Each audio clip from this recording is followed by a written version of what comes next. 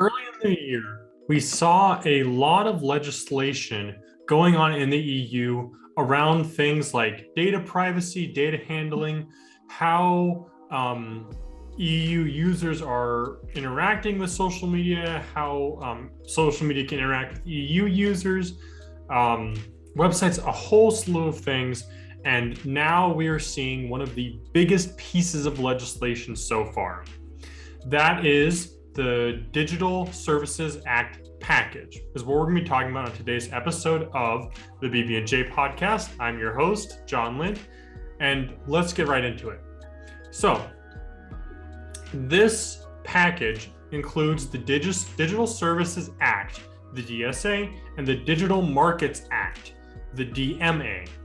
These proposals were made in December 2020, and on March 25th, they came into, there was a political agreement that was reached on the Digital Markets Act, and the 23rd of April with the Digital Services Act.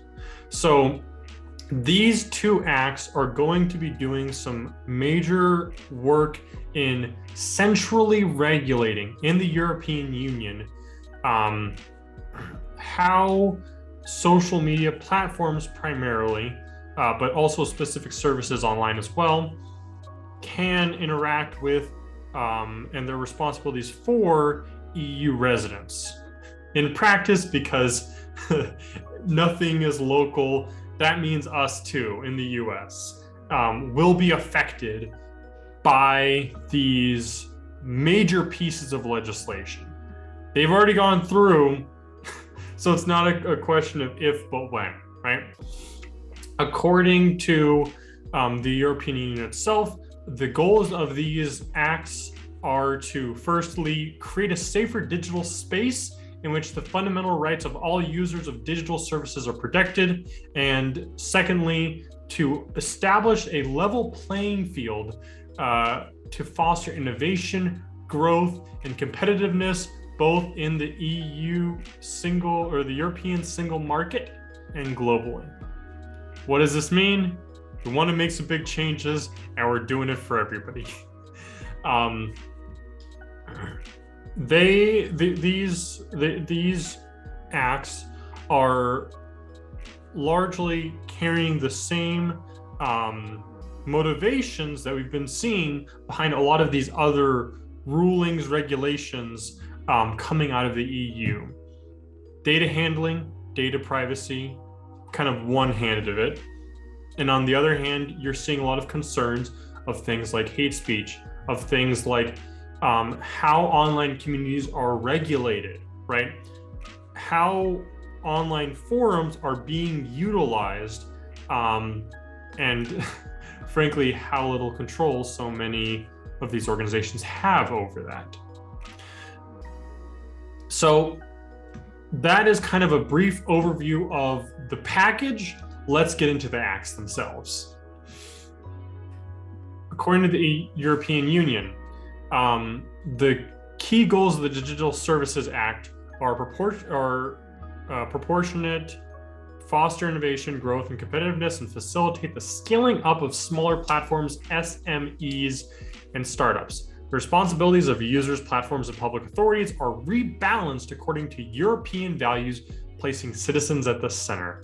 The rules better protect consumers for their fundamental rights online, establish a powerful transparency and a clear accountability framework for online platforms, foster innovation, growth, and competitiveness within the single market. So, what is this really talking about with the Digital Services Act? What we have been seeing is major monopolization of the internet, right? And this has really become a major issue. And I think, as we all know, monopolies generally make it worse for the end user. Regardless of the validity of these claims, that is the intention behind the Digital Services Act. So the big focus, the big takeaway of the Digital Services Act is opening up the market for more competition that favors the consumer. Onto the Digital Markets Act.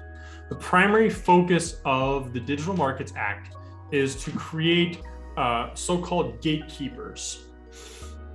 According to the European Union, the DMA establishes a set of narrowly defined objective criteria for qualifying a large online platform as a so-called gatekeeper. This allows the DMA to remain well targeted to the problem that it aims to tackle as regards large systemic online platforms. These criteria will be met if a company A has a strong economic position, significant impact on the internal market, and is active in multiple EU countries. B has a strong intermediation position, meaning it links a large user base to a large number of businesses. And C has or is about to have an entrenched and durable position in the market, meaning that it is stable over time if the company met the two criteria above in each of the last 3 financial years. So kind of like what I was talking about, the Digital Services Act, this is the other end of it. The Digital Services Act, if we're going in kind of analogies, is the hammer, and the Digital Markets Act, with the establishment of the gatekeepers, creates the anvil, hammer on, right? Pardon the metaphor, but I thought it was just perfect for this situation. Other than that, I'd like to thank you so much for listening and or watching. Make sure to like and subscribe. I really do enjoy keeping you guys up to date about these new things and this new legislation, because it does significantly impact social media platforms, just the internet in general. Even if you're not in the US, if you're an EU trade partner, which, surprise, surprise, pretty much everyone is, you're affected. But other than that, I will see you next week.